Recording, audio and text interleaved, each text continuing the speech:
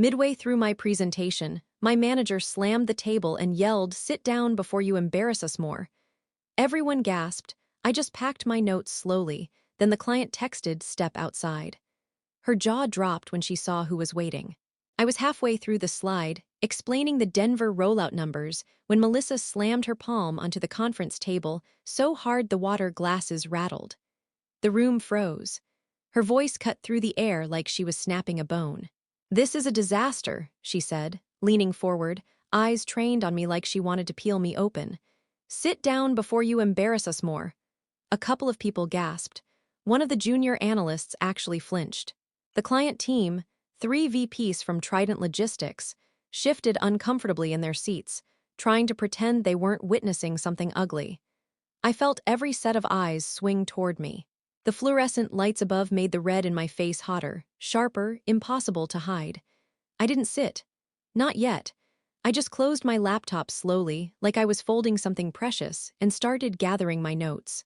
Melissa hated that. She wanted compliance on impact. She expected me to shrink so fast she'd hear the air rush out of me. "Now please," she snapped. Her voice cracked on the please.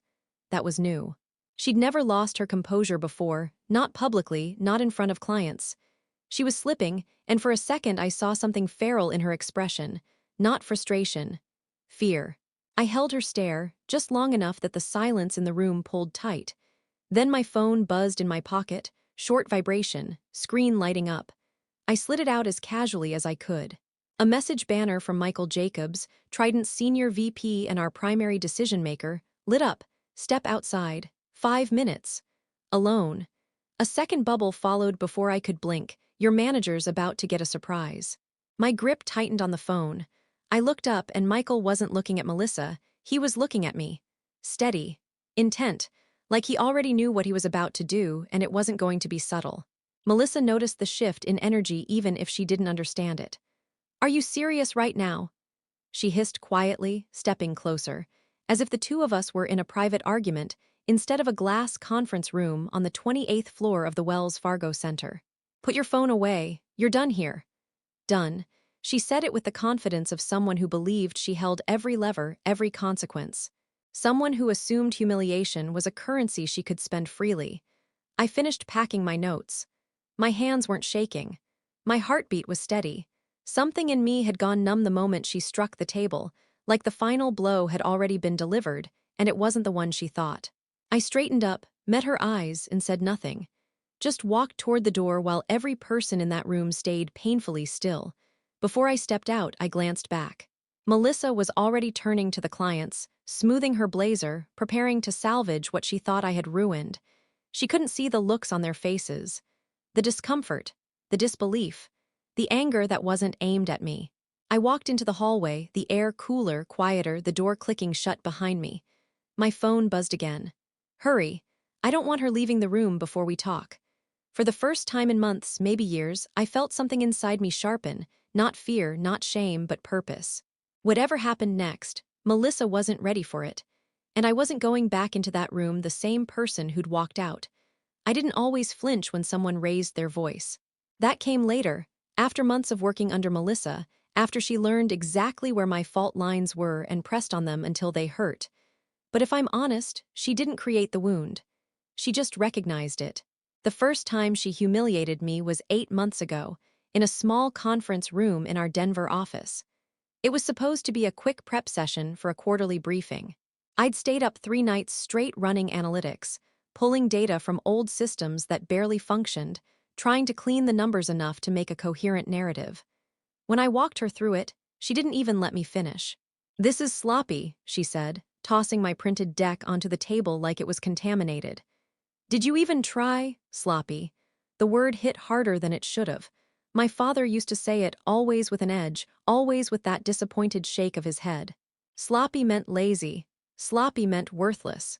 Sloppy meant you weren't someone people relied on. I told myself she didn't know what she was hitting, that she didn't mean anything by it. But then she smiled, tight, satisfied, and I realized she did. She sensed what landed. 2 weeks later, she made me redo a client report because she didn't like the tone, then sent her own version to the partner with my name removed. When I asked her about it, she patted my arm like I was a child, said, "You're not ready to be point on these things. Don't make this emotional."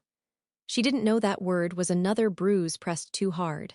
My younger sister, Claire, used to say the same thing whenever I tried to call her out for taking advantage of me: money, rides, excuses to skip work.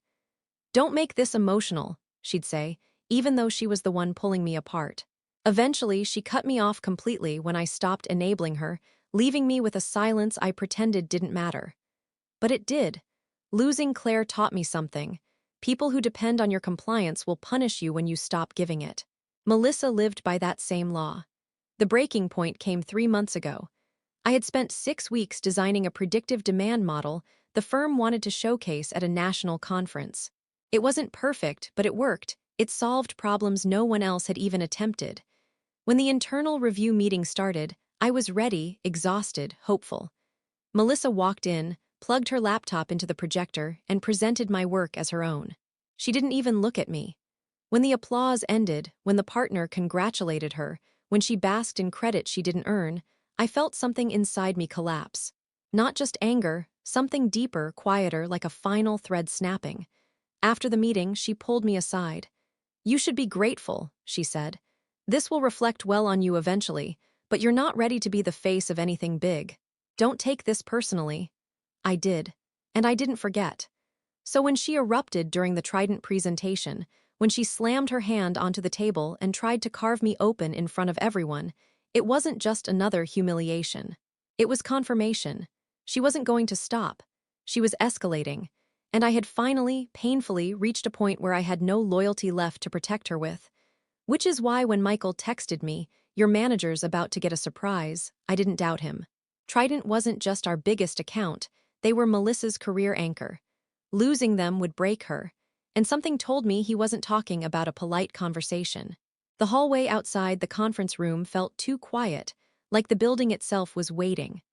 I stood there with my notes pressed against my chest, breathing slowly, trying to steady the tremor of adrenaline crawling under my skin. Through the glass wall, I could still see Melissa talking, over-explaining, over-smiling, overcompensating. She kept touching the back of a chair, a nervous tick she'd never shown before. She was unraveling, and for once I wasn't the one absorbing the fallout. My phone buzzed again. "I'll meet you near the elevators. Don't go far." I slipped the phone back into my pocket and walked toward the lobby outside our floor. Every step felt deliberate, heavier than it should have been.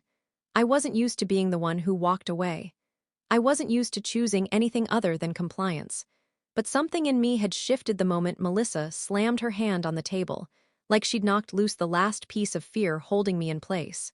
Over the next 5 minutes, I replayed the last year like a staccato reel. The stolen credit, the small humiliations disguised as feedback, the late-night rewrites she dumped on me minutes before deadlines. I remembered how I'd rationalized everything, telling myself she was just demanding, that she was preparing me for bigger roles, that my discomfort meant growth. But that wasn't it. Melissa didn't mentor. She dominated. She curated people who wouldn't threaten her. And I had been the perfect pick, quiet, diligent, eager to make myself useful.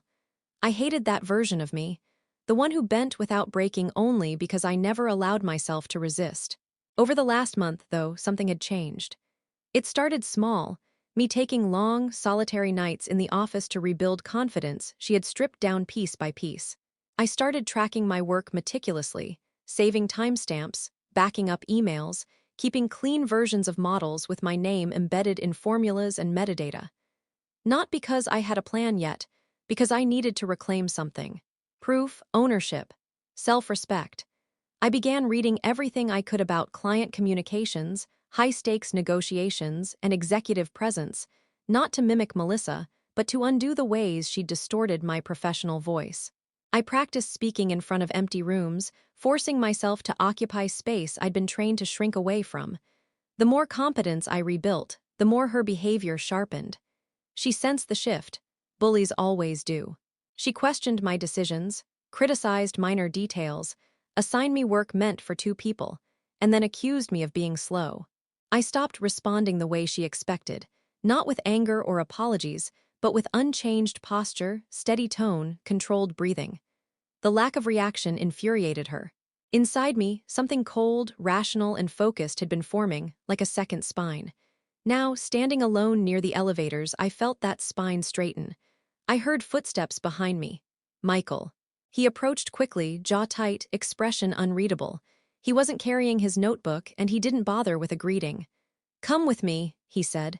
"We need to talk before I walk back into that room." My pulse kicked up. "What happened?" He shook his head once. "You'll hear everything in a minute, but I want you to stay calm. Whatever she said to you in there, it's not going to matter after this."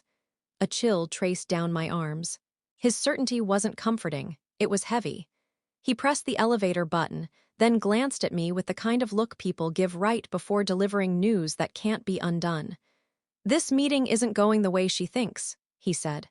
The doors opened. He stepped in. I followed. And for the first time, I sensed that whatever was about to surface wasn't just going to expose Melissa. It was going to expose something I hadn't seen coming at all. The elevator hummed as we dropped 20 floors, the soft mechanical whine filling the silence between us.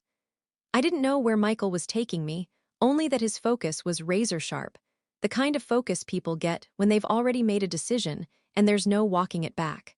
When the doors opened into the private conference level, reserved for major contract negotiations and executive audits, I felt my stomach tighten. He walked fast, not bothering to check if I was keeping up. We stopped outside a small room with frosted glass and no signage.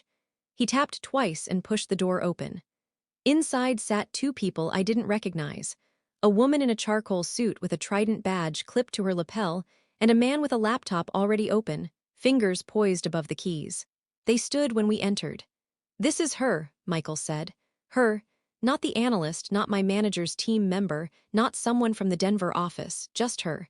Like I was already a known variable in whatever was unfolding. The woman extended her hand. "I'm Dana Elias, Corporate Ethics and Compliance for Trident Logistics." Ethics and compliance. My throat went dry. Michael gestured to the table. "Sit." I did. Dana glanced at the man beside her. "This is Aaron. He's here to document everything you're about to share." I blinked. "I haven't shared anything." "You will," Michael said quietly. Something was sliding into place, piece by terrifying piece, and I didn't understand the shape of it yet. "Can someone tell me what's going on?" Dana folded her hands. "Your manager, Melissa Hargrove, sent Trident a series of emails over the past month. They were concerning." My chest tightened. "What kind of emails?" She clicked a remote, and a projection illuminated the wall. Screenshots. Dozens of them, all of them from Melissa. At first, they looked like standard professional updates, status reports, questions, scheduling. But then the tone shifted. Lines sharpened. Implications changed. My name appeared again and again, except something was wrong. "Your analyst is inexperienced," one email read. "She requires constant oversight. I may need to limit her access to sensitive data." Another, "She's been unpredictable lately, defensive, not sure she's up for client-facing work." Another, "I'm working to correct her mistakes. Please flag any inconsistencies you see." My mistakes. Mistakes I never made. Mistakes that didn't exist. The room felt smaller, the air heavier. Dana watched my face carefully. "We cross-referenced these statements with deliverables and communication logs. Nothing supports what she claimed. In fact, your work exceeded expectations." I swallowed hard. "So why would she?" Michael cut in. "Because she wasn't just undermining you. She was creating a paper trail." The words hit like cold rain. Dana tapped her pen on the table. "Trident has been considering a long-term strategic partnership with your firm. The kind that consolidates accounts and restructures project teams." "So she wanted me off the contract," I said softly. "No," Michael said. "She wanted you gone before the partnership was finalized. If she could make you look incompetent on record, her promotion would be clean. She wouldn't have to explain why someone on her team wasn't performing." Something inside me twisted, anger, betrayal, but something else too, recognition. Melissa hadn't been sabotaging me out of impulse. It was strategy. Calculated, deliberate, long-game destruction. She'd been building a case against me quietly while pretending everything was fine. But Michael wasn't done. He leaned forward, lowering his voice. "Here's the part you don't know. Trident didn't take her emails at face value. We ran our own internal review.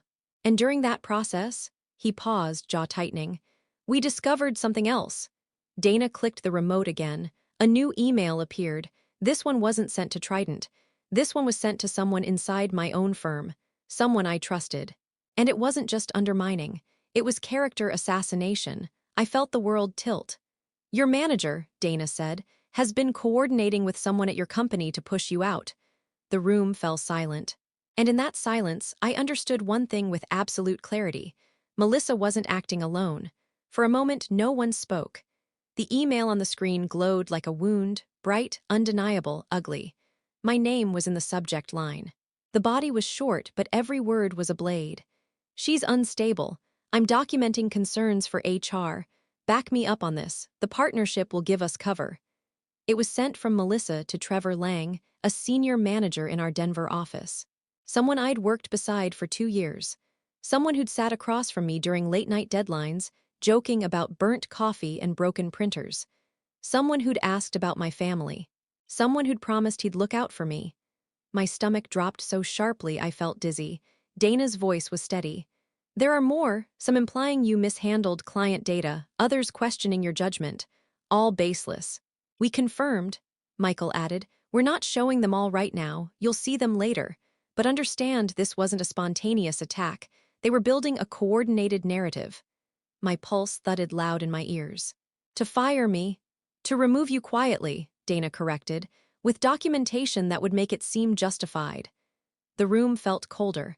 I sat back, staring at the table, letting the truth settle like dust in a room no one had entered for years. Melissa's cruelty I had learned to expect. But Trevor, the man who once told me I was the only person in the office who didn't make him dread Mondays, that betrayal landed differently. It cracked something deeper. Michael leaned forward. We're giving you a choice.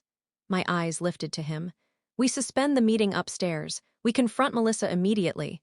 We tell her we have the emails, the inconsistencies, the false reporting. We issue a formal ethics complaint and freeze your firm out of the contract until your leadership addresses this. My chest tightened. That option was clean, direct, brutal, but then he continued. Or, he said, you help us build the full case. We don't expose anything yet. We let her feel untouchable a little longer. We gather every discrepancy, every model you built, every timestamp. We let her keep digging her own grave. I blinked. Why? Because, Dana said, Trident has leverage right now. A lot of it, but the more complete the documentation, the more catastrophic the consequences for her and anyone involved. Trevor's name pulsed in my head. Michael watched my reaction closely. If this goes the way I think it will, we're not talking about a reprimand. We're talking about ending careers. Plural. A chill moved through me. Slow, purposeful. 3 months ago, if someone had offered me the chance to burn everything down, I would have backed away. Told myself it wasn't worth it. That I wasn't vengeful. That people like Melissa eventually exposed themselves. But now, sitting in a quiet, windowless room while strangers from another company presented me the blueprint of my own execution plan, something hardened in me. Melissa hadn't just tried to embarrass me. She'd tried to erase me. And she'd recruited someone I trusted to help. I didn't speak right away. I let the silence stretch, let the weight of the decision settle into my bones. Then I asked the only question that mattered. What do you need from me? Michael exhaled through his nose. Approval, maybe relief. First, a clean record of your work, everything you've documented. Versions, metadata, unaltered timestamps. I nodded slowly. I have all of that. Dana continued. Next, your cooperation in letting this play out a little longer. We want her confident, overconfident. She'll make mistakes. And Trevor, I asked. We'll get to him, Michael said. But understand once this starts it can't be reversed. We'll protect you, but the fallout will be significant. Fallout. The word didn't scare me the way it should have, because for the first time I wasn't reacting. I was choosing. I sat up straighter. Then let's do it. Dana closed her laptop. Michael stood. The decision had been made. But before we left the room, he said something that tightened my throat. When this is over, he said, she won't see it coming from us. He paused. She'll see it coming from you. We returned to the 28th floor separately, Michael first, then Dana and Aaron, and finally me. I walked slower than I meant to, trying to steady myself, but my pulse was relentless, a constant thrum beneath my skin. The hallway outside the big conference room was empty now. The earlier hum of voices had faded. I checked the clock on the wall. 9 minutes had passed. Long enough for damage, long enough for opportunity. I pushed open the conference room door. Melissa was standing at the head of the table, arms crossed, jaw tense. The clients were seated but unsettled, their chairs angled like they'd all shifted mid-conversation.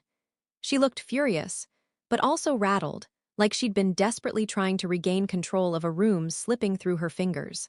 When she saw me, something sharp flashed in her eyes. "There you are," she said, her voice coated in forced authority. "I expect a legitimate explanation for why you walked out without permission." She didn't finish. Because Michael stepped back inside behind me. The room snapped to attention. Melissa blinked, confused. "Michael, is everything okay?" He didn't answer. He didn't even sit. He just placed his notebook on the table, closed, like a placeholder for a conversation that hadn't happened yet. I took my seat at the far end, quiet, steady, deliberate. Melissa tracked the movement like it threatened her. For a moment, no one spoke. Then Melissa inhaled sharply and said, "We were just about to continue the presentation." "We're not continuing," Michael said. She froze. "Why not?" she asked, but the words were thin now, strained at the edges. Michael ignored her and looked directly at the clients. "I need a moment with your manager, privately." Her posture went stiff. "That's unnecessary. If there's an issue, we can address it with the team present." "This isn't a team matter," Michael said. Something inside Melissa shifted, fear flickering beneath her expression. But she masked it so quickly most people wouldn't have caught it. I did. She forced a laugh. "Michael, I'm sure there's been some misunderstanding. Whatever she flicked her eyes at me, told you." "She didn't tell me anything," he said. "But you should know something." The room felt like it was holding its breath. "We've been reviewing communication logs sent to Trident over the last several months." Her lips parted. "What?" "And the inconsistencies," he continued, "are significant." Silence. Dense, suffocating, electric silence. She looked around the room, trying to gauge who knew what. No one met her eyes.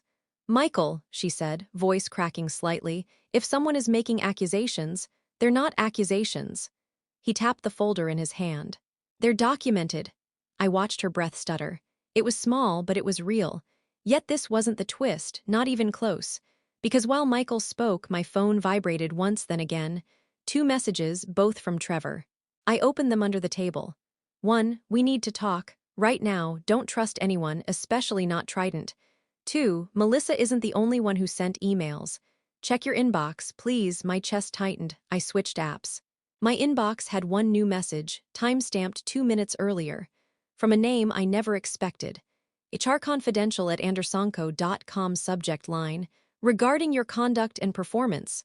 I opened it. I scanned the first paragraph, and the world tilted again. The email wasn't about firing me. It was about investigating me. For misconduct I hadn't committed. For protocol violations I'd never even heard of. For data handling errors that matched, exactly, the ones Melissa had fabricated. It was already in motion. Official. Logged. Escalated. Before I ever stepped into the room with Trident. Before her public blow-up. Before the surprise. Before I had any chance to defend myself. This wasn't a plan in development. It was a plan already launched. Melissa wasn't waiting for the partnership to finalize. She was accelerating. And she wasn't alone. Trevor was deeper in it than I realized. But the real twist, the one that made my blood run cold, the HR complaint wasn't written by Melissa. It wasn't written by Trevor. It wasn't written by anyone I had suspected. It was authored by someone who knew my work intimately. Someone with access to my raw files. Someone with edit permissions. Someone I had trusted even more deeply and relied on every single day. Someone I never thought would touch me. My mentor. The partner who hired me. Someone who wasn't just sabotaging me professionally, but trying to destroy me completely. I stared at the sender line again, hoping I'd misread it, that the fluorescent lights were warping letters into something impossible. But it was there in plain text. From Daniel S. McCarthy, senior partner. The man who recruited me out of grad school. The one who told me I had instincts you can't teach. The one who said Melissa was impatient but brilliant. Someone I should learn from, not fear. The one who put me on the Trident account in the first place. My chest tightened as realization settled, heavy and cold. Melissa hadn't been the architect. She'd been the instrument. Michael kept talking, pressing her on discrepancies, but I barely heard him. My heartbeat was a dull roar, drowning out the room.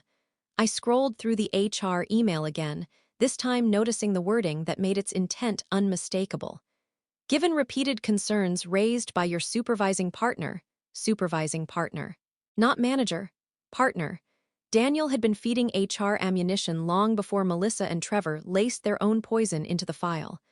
Melissa's voice cut through the haze suddenly, shaking, defensive. I would never misrepresent my analyst's performance. If someone claims otherwise, Michael slammed the folder shut. Don't lie. Her mouth snapped shut. The clients watched in stunned silence. But I wasn't looking at Melissa anymore. I was thinking about Daniel, the closed-door conversations, the small, calculated compliments, the times he'd told me I was on track for big things, right after Melissa had torn into me. The way he always encouraged me to take the most high-stakes tasks, work that required late nights, drained me, isolated me, but made me look indispensable. Or vulnerable. It hit me with sickening clarity. He'd been grooming me into a position where he controlled my entire professional identity. And when Melissa started cracking at the edges, losing her temper, losing her grip on me, he'd given her direction. Pointed her at me. When that wasn't enough, Trevor joined, playing both sides as the helpful colleague, who eased the pressure while silently feeding intel up the chain.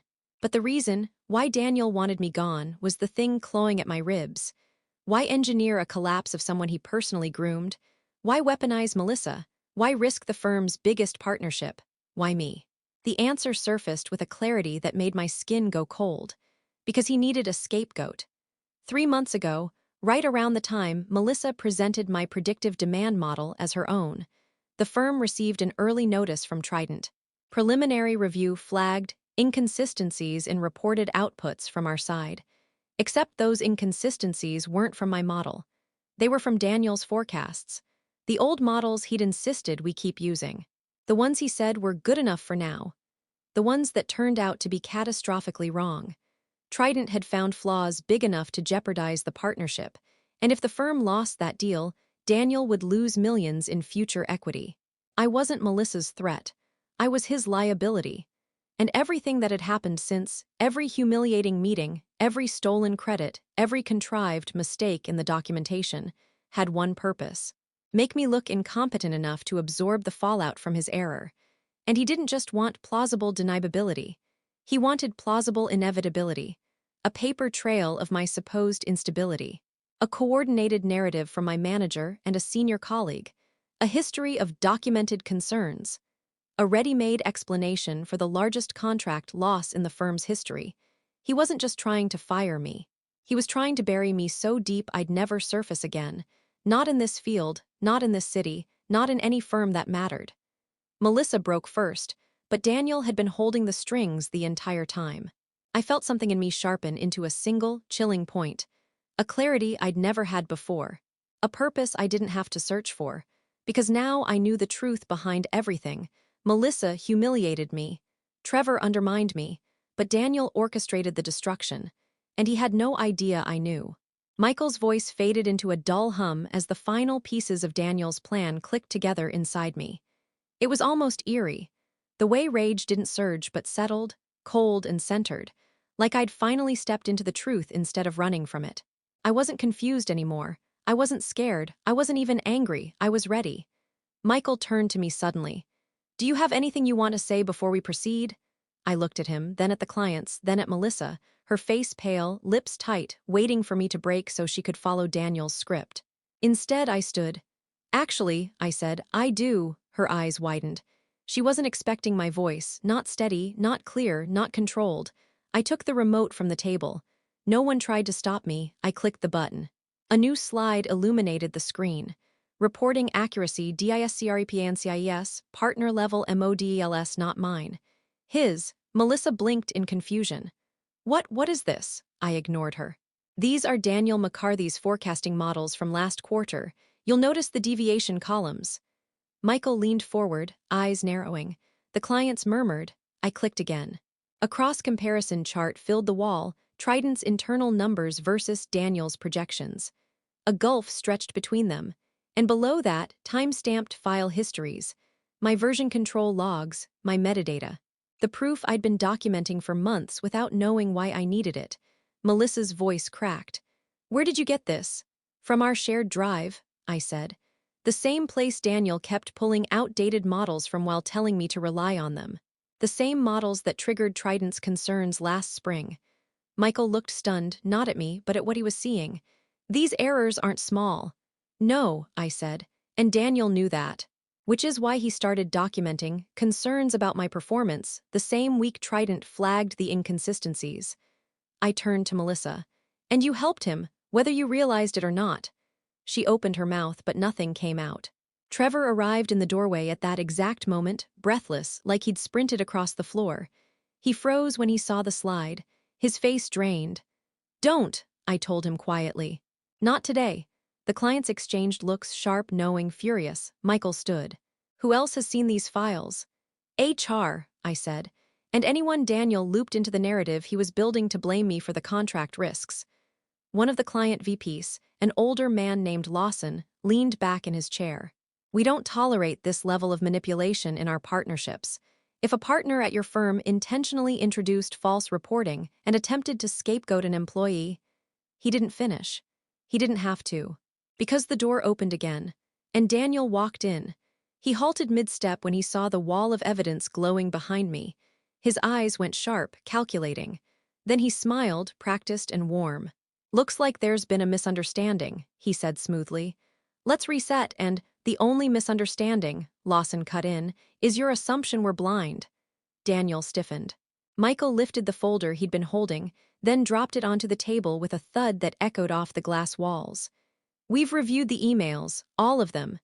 Daniel's composure cracked, just a hair, but enough for me to see the truth behind the mask. His fear wasn't for his job, it was for exposure. I stepped closer, stopping just a few feet from him. You shouldn't have used my name in the HR complaint. His jaw clenched. You don't understand what you're doing. No, I said, you don't. What followed happened fast. Michael requested a full halt to the meeting, formal, on record. Lawson agreed. Trident announced they were initiating an external audit of all collaborative work associated with Daniel. Melissa sank into a chair, shaking. Trevor slid down the wall outside the doorway, hands over his face. Daniel was escorted out by two internal firm directors who'd been summoned the moment the evidence surfaced. He didn't look at me while they walked him out, but I watched him. I wanted him to know who ended this. Afterward, the conference room emptied slowly. No one said much. No one needed to. When it was finally quiet, Michael approached me. You understand what you just did, right? Yes, I said. He nodded once. Good. He walked out. I stayed a while longer, staring at the empty table, the ghost of fluorescent light on polished wood. My hands shook, not from fear, but from the release of something I'd been carrying for far too long. When I finally walked out of the building, Denver air hit me sharp and cold. I didn't feel triumphant. I didn't feel vindicated. I felt free, not healed, but free. As I stepped onto the sidewalk, my phone buzzed. A message from an unknown number. If you ever want a fresh start, call me. MJ, I looked back at the tower of glass where my world almost collapsed. Almost. Then I walked away, because some battles aren't survived. They're ended.